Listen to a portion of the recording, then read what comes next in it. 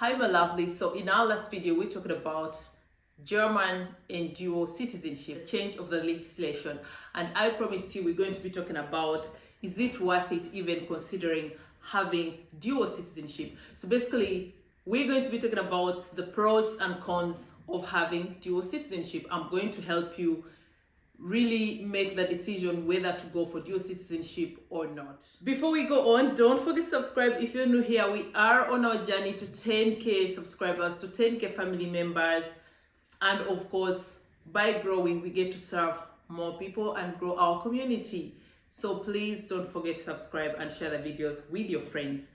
So I'm definitely going to dive right in. Dual citizenship, one of the pros is that it offers you accessibility to social services or social benefits in different countries, in both countries. If, for example, I have Ugandan and German citizenship, that means I get to benefit from the social benefits here in Germany, like, the pension, we're talking about the health insurance, we're talking about family care, we're talking about child care, we're talking about, oh my God, the benefits in German are way too many because German has one of the best social service systems in the world. And then we talk about Uganda, what you'll benefit from there. But also we're talking about the ability to live and work in either places and a broader cultural connection. So again, I'll use a very typical example. In my case, because I have only German citizenship and had to forfeit my original citizenship, I need a visa every time I travel to East Africa, So if I had double citizenship, I wouldn't need that visa. Costs money also. And then my rights also, when I go to Uganda, I don't have the same rights as a Ugandan, much as I grew up in Uganda, So those are things that you notice that dual citizenship would award me, the benefits that I would be having. I wouldn't have to pay for a visa. I wouldn't have to apply for leave to stay. For example, if I decided to stay in Uganda longer than 3 months, which is the normal tourist visa, I would have to apply for either work permit or permanent residence to stay, which is not easy, just like in Germany. So I would have to go through the whole process like any other foreigner, regardless of the fact that my parents live in Uganda, that I grew up in Uganda, So those are some of the benefits that you can keep in mind depending on the country that you are coming from. And then we're also talking about broader cultural connections. If you have dual citizenship, that means you could actually decide. So for example, in my case, I could decide to live 6 months here in Germany and 6 months in East Africa without any problem. But now I can't do that because, again, like I said, I had to forfeit my Ugandan citizenship. So I can't just say, oh, now I'll up and go to Uganda and stay there for 6 months. So of course, that means I don't have that chance or the opportunity to get to spend quite a long time in Uganda. So that is one thing that you can keep in mind if you want to really make a decision whether it's worth it to have dual citizenship or not. For someone with a migrant background, again, like in my case, and it doesn't have to be African, I mean, we have people who have different citizenship. For example, an American having German citizenship it doesn't have to be third country. For anyone with a migrant background, it helps you to maintain strong ties to your family, to your background, to your heritage. And again, increase mobility. Again, like I said, you don't have to apply for a visa. You just have to get on the plane and you can, visit your home country, wherever that is. And then maintaining ties to your heritage. For example, I'll tell you about the visa process. When I applied for a visa going to Uganda, it has to be a tourist visa.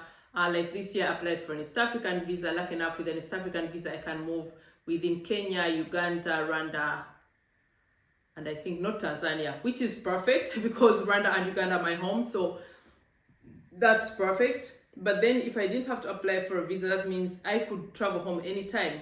But I can't spontaneously say, oh, I'm going to travel home tomorrow. I need to give myself at least a week to plan, apply for a visa, get the visa first. So you can't easily keep the ties to your heritage if you really have to pay for a visa and plan for everything. And again, like I said, if you don't have the opportunity to just say, you know what, this year I'm moving to Uganda maybe for 1 year, and then I'll decide when and if I really want to come back to Germany. I can't do that anymore. So dual citizenship awards you that. You have to keep that in mind if you're someone with a migrant background.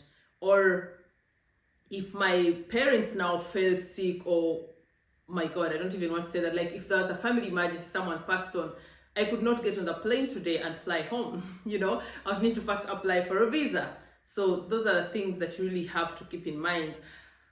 Another another pro for a dual citizenship is having a safety net and having and security in case of instabilities. So I'll give an example of Ukraine. So if I was living in Ukraine and had Ukrainian citizenship and Ugandan citizenship or Rwandan citizenship, I would have had the opportunity to just fly out of the Ukraine and go to Uganda without having to go the bureaucracies of applying a visa, you know, or how long I can stay. That is what I mean by security haven or security net. That is a double-edged sword, like I'll be talking about in the cons. But for now, as regards pros, that is a big advantage. If something happened here in Germany, if we had a war, I wouldn't need a visa to go to Uganda. I wouldn't go to Uganda as a refugee. I would be going to Uganda as a Ugandan, you know, or to Rwanda as a Rwandan. But I can't now because I forfeited that right. So if there was a war here and I needed to seek refugee in East Africa, I would be going as a refugee. So keep that in mind, okay? Global mobility, we already talked about it. Another big pro for dual citizenship is having a broad international network and for business. Again, you can set up businesses in both countries without any restrictions. I cannot start a business in Uganda or Rwanda. I forfeited that right, you know? So if I was to start a business in Uganda, I would have to go through the same procedures any other foreigner would have to go through. It wouldn't help me saying, oh, look, I grew up here, look, my parents live here. It wouldn't help me in any way. So definitely, if I had dual citizenship, that would be a big plus, okay? Another pro, which is also a double-edged sword, like I'll be telling you, is access to different law regulations, the ability to vote, the access to maybe tax subsidies, more rights in another country. I'll give an example of people, for example, have Swiss citizenship or citizenship in Cyprus. For example, many Europeans do that because they offer, how do I call it, better taxation terms for their company. So if I open up like a company, much as I'm based in Germany, if I had dual citizenship and made my company address in Switzerland, I'll be paying less tax compared to Germany, for example. Or if you had dual citizenship of Germany and Uganda, and you started up a business in Uganda, you'd be paying less tax. But now, like I said, that is a double-edged sword. So let's move on direct to the cons. Cons means the disadvantages of having double citizenship. We go directly to the different law regulations. It can be very tricky because if I have double citizenship, that means I have to pay taxes in both countries. You know, you are, what is it called? You have tax obligations for both countries. If I had Uganda citizenship, I would be having tax obligations in Germany and tax obligations in Uganda. So that's why I was talking about the double-edged sword, you know.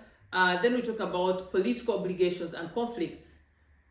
If you have double citizenship and you fly, for example, to Uganda, there will be political obligations that really affect you because, again, once you're in Uganda, once you're on Ugandan soil, you're catered to by Ugandan laws, by Ugandan jurisdiction. You understand? So it won't help to say, oh, I'm also a German. No, you are in Uganda, you have Ugandan citizenship. It's the laws in Uganda that really will decide your fate. If something happened in Uganda, if you ended up in some trouble, the German embassy would not immediately come in to help because, again, you are Ugandan. At that time, you are in Uganda, you are Ugandan, and you know, you are under Ugandan jurisdiction, which makes things tricky in some situations. We'll just use a very simple, basic example, like if there's war in Uganda, you might have, yes, you have the right to say, okay, I want to to move to Germany as soon as possible, but you won't have the immediate right like someone who only has German citizenship because anyway, Uganda is your country too, because you have Ugandan citizenship, for example. And when we talk about conflicting laws, now we have a situation in Uganda, for example, where we have a law against the LGBT community. So imagine you have Ugandan citizenship, also German citizenship, where we live in an inclusive society, but then you move to a country like Uganda where the laws conflict. So you're just in the middle. It's really, really complicated. Or the time when we had, or even other times when there are embargoes. So imagine you have a citizenship of a country where there's a travel ban or a business embargo or economical embargo, and maybe you have businesses there. How do you go about that? So that's what I was saying about the double-edged sword. And in such cases, it's really up to you to weigh. That's why I'm helping you, give you the cons and the pros so that it can help you make a decision. As we conclude this video, for me, I would say it's very, very important to keep in mind that navigating legal systems in both countries may require careful consideration and professional advice, to ensure compliance of all relevant laws. So I would speak to a lawyer first, actually, before taking up a double or dual citizenship.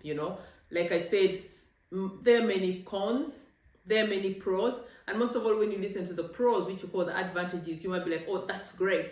But like I said, most of the pros are double-edged swords. They also have disadvantages. So it's up to you really to decide how big a risk is that for you, or how much of a risk are you ready to take, or what kind of compromise are you so willing to take. And I would do that with legal advice. I would really make sure I get a lawyer to take me through the complicities of having dual citizenship. So my loves, again, like I said, it's very good news, of course, that we have the change in law, especially for people with migrant background here in Germany.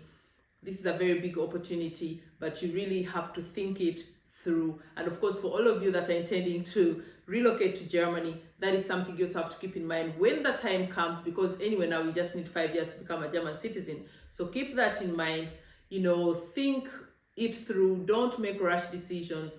And I hope that this video helps you to make the right decisions. My lovelies, once again, thank you so much for watching. Don't forget to subscribe, like, comment, share. We are heading to 10,000 subscribers, and I can only do it with you. Until next time, my loves, thank you.